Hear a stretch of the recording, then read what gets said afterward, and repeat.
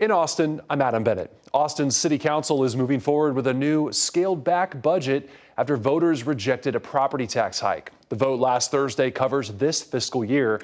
They had to revise the budget passed back in August because voters rejected Proposition Q nearly 3 weeks ago. Now, property owners will still see their tax rate go up. It'll just be set at the maximum level allowed by the state. A typical Austin homeowner will see their property tax bill jump more than $100 per year. If Prop Q had passed, they'd be paying roughly $300 more. After the vote, Mayor Kirk Watson thanked voters. And I said the night we passed this, we originally passed the budget, that it was now time to trust the voters. I believe the budget amendment that we just adopted reveals that we trusted the voters, we heard the voters, and we reacted to the voters. But I want to say thank you to the voters for engaging in the election and for sending the message. A group of Austin residents is pushing the city to look closer at its spending. The group called Save Austin Now announced it's petitioning to put an item on the ballot for Austin voters. They want to require an external performance audit of the city budget at least once every 5 years. Under that plan, City Council won't be able to call a tax rate election without an efficiency audit within the previous year. Organizers say this is about making city government affordable, effective, and efficient. We're excited about this opportunity to bring transparency and accountability to the city of Austin. Taxpayers deserve this. Our city leaders will benefit from this, whether they see that or not right now. The group is hoping to get more than 25,000 signatures before February 1st. If they do that, a charter amendment could appear on the May ballot. Motion passes 8 in favor, 0 opposed, 1 abstaining. And another big vote, the Austin ISD board is moving forward with a school consolidation plan that closes 10 campuses. That approval happened around 2 a.m. Friday.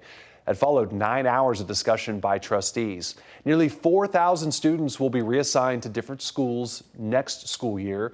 7 of the schools that received F grades from the state will close, plus 3 others. Superintendent Matias Segura sent a letter to families saying staff will visit impacted campuses after fall break to answer questions. The plan now goes to the Texas Education Agency for final review. Well, ahead of the holidays, Austin Public Health is warning people about a spike in whooping cough cases. The health authority is reporting 154 cases of the virus so far this year. That's up from 84 in all of last year. Pertussis, or whooping cough, can start like a cold, but Health Authority Dr. Desmar Walks says patients develop a cough that can last for weeks or even months and lead to more serious problems. You can become very, very ill, and particularly in young children, they can develop periods where they stop breathing. They may even turn blue. Now, she says the best protection is a DTaP vaccine. Those are required for Texas schools. According to state immunization data, statewide, about 6.5% of 7th graders are not vaccinated against whooping cough. For Austin ISD, that rate jumps to almost 15%. The Travis County District Attorney's Office has dropped murder and deadly conduct charges against an Austin police officer. We learned about the special agreement between the DA's office and Officer Carl Crecia about 2 weeks ago. Now, Crecia and former Officer Christopher Taylor were charged in the shooting of Morris De Silva in downtown Austin in 2019. De Silva was experiencing a mental health crisis and had a knife. Taylor was convicted in his death and sentenced to prison. He is currently appealing that decision. A ruling could happen by the end of this year. Now, under the agreement, Crecia will have to teach a special course on how officers should deal with rapidly changing situations like those involving people suffering mental health episodes. Travis County DA Jose Garza released a statement on the agreement saying in part, quote, "Our hearts go out to the De Silva family for the loss of Morris. Under this agreement, we are optimistic that Officer Crecia understands the importance of law enforcement agencies using training designed for officer and community safety," end quote. And APD Chief Lisa Davis says Crecia expressed a sincere intention to help prepare officers with this training. She says that aligns with APD's broader work to protect officers and the community. Well, former UT police chief is taking the university to court. Eve Stevens served as UT's first woman police chief for roughly a year before she was abruptly fired last September.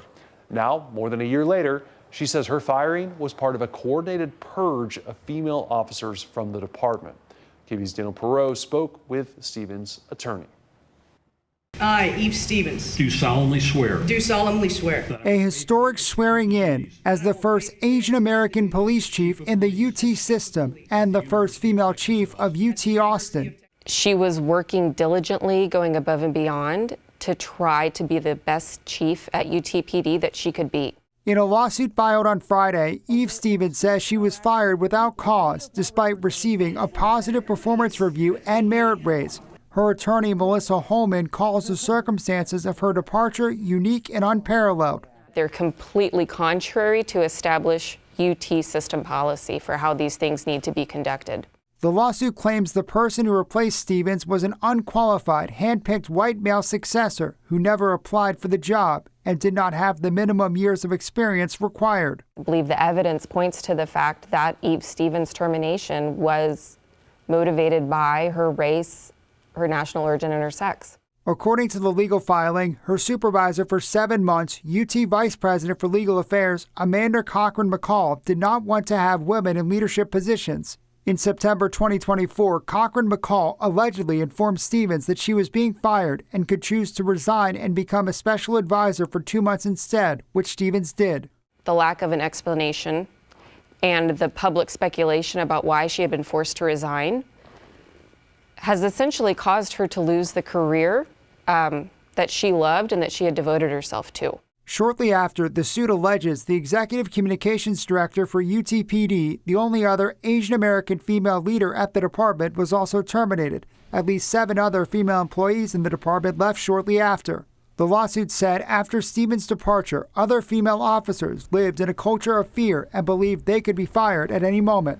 Essentially, there was an environment of impunity where he was given free rein to target, belittle, condescend, harass. With this lawsuit, Holman says Stevens wants to make sure UT changes its ways to ensure no one else is treated like she was. That was Daniel Perot reporting. A spokesperson for UT Austin says the university plans to respond to the lawsuit in court. We reached out to the UT system for their response. We have not heard back. UT Austin's newest president is now one of the highest paid university leaders in the country. During a meeting last week, the UT Board of Regents approved a $1.25 million annual salary and tenure for President Jim Davis. He'll make slightly less than former university president Jay Hartzell. Hartzell made $1.45 million altogether last year. Davis will make more than UT Chancellor John Zerwas. The board also approved his employment deal. That comes with a $975,000 annual salary. Those are the headlines in Austin. I'm Adam Bennett.